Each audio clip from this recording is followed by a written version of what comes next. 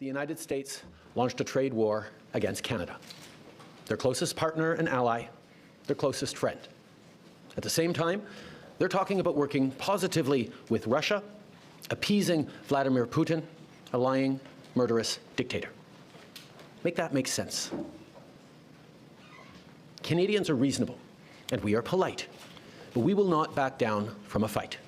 Not when our country and the well-being of everyone in it is at stake. At the moment, the US tariffs came into effect in the early hours of this morning, and so did the Canadian response. Canada will be implementing 25% tariffs against $155 billion worth of American goods, starting with tariffs on $30 billion worth of goods immediately, and tariffs on the remaining $125 billion of American products in 21 days' time. Encore aujourd'hui, on se voit forcé d'imposer des droits de douane de 25% to introduce 25% tariffs on $155 billion of U.S. merchandise. De marchandises américaines, excusez-moi. $30 billion will come into effect immediately, and in 21 days, $125 billion of U.S. merchandise will we will be also hit. be challenging these illegal actions by filing dispute resolution claims at the World Trade Organization and through the USMCA. But in the meantime, our tariffs will remain in place until the U.S. tariffs are withdrawn, and not a moment sooner. And should these tariffs not cease, we are in active and ongoing discussions with provinces and territories to pursue several non-tariff measures, measures which will demonstrate that there are no winners in a trade war. Now, just like I did a month ago, I want to speak first directly to the American people. We don't want this. We want to work with you as a friend and ally. And we don't want to see you hurt either. But your government has chosen to do this to you. As of this morning, markets are down, and inflation is set to rise dramatically all across your country.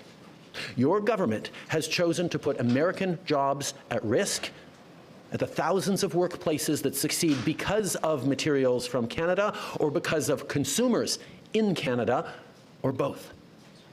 They've chosen to raise costs for American consumers on everyday essential items like groceries and gas, on major purchases like cars and homes, and everything in between. They've chosen to harm American national security, impeding access to the abundant critical minerals, energy, building materials, and fertilizers that we have and that the United States needs to grow and prosper. They've chosen to launch a trade war that will, first and foremost, harm American families. They've chosen to sabotage their own agenda that was supposed to usher in a new golden age for the United States. And they've chosen to undermine the incredible work we've done together to tackle the scourge that is fentanyl, a drug that must be wiped from the face of the earth. So on that point, let me be crystal clear. There is absolutely no justification or need whatsoever for these tariffs today. Now, the legal pretext your government is using to bring in these tariffs is that Canada is apparently unwilling to help in the fight against illegal fentanyl. Well, that is totally false. Let's look at the facts. Our border is already safe and secure. Far less than 1% of fentanyl flows and less than 1% of illegal crossings into the United States comes from Canada. But we acted because we know we can always do better. We responded to concerns, including from the President, by implementing an ambitious $1.3 billion border plan.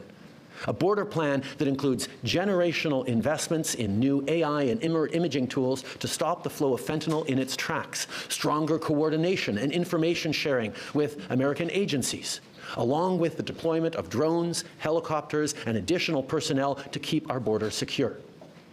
Now, a month ago, as part of an agreement with the United States that paused the tariffs, we made further commitments.